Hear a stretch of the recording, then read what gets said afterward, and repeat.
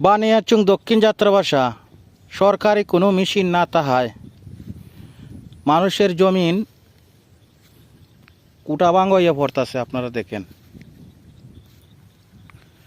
তবে ওই সাইডে দে আওয়ামী লীগের আমলে, বিএনপির আমলে, এগুলা তো আওয়ামী লীগের আমলে দিছে বড় বড় মেশিনগুলা।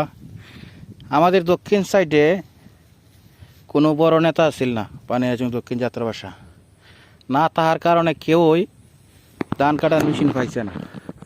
আমাদের হাওয়ারটা কিন্তু অনেক বড়, বানিয়াচুঙ্গের সব সাইড থেকে আমরা হাওয়ারটা বড়, কিন্তু এখান দিয়ে একটা মেশিন নাই।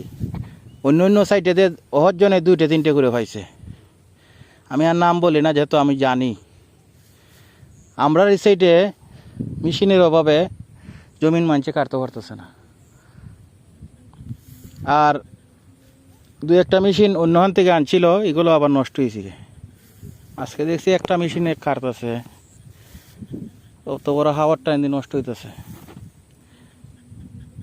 তবে আমি প্রশাসনের দৃষ্টি আকর্ষণ করছি, উপজেলা নির্বাহী স্যার যিনি দায়িত্বে আছেন আর কৃষি অফিসার যিনি আছেন, ওনাদের উদ্দেশ্যে বলি, দক্ষিণ যাত্রাবাসা যেহেতু আমরা 4 নম্বর ইউনিয়নে অনেকেই আনছে মেশিন, দক্ষিণ সাইডে যাতে মেশিন পাঠানো হয় এই দাবি রইল। কারণ এরা তো আমরা এই সাইড নিয়েও একটা করে আনছে মেশিনগুলা।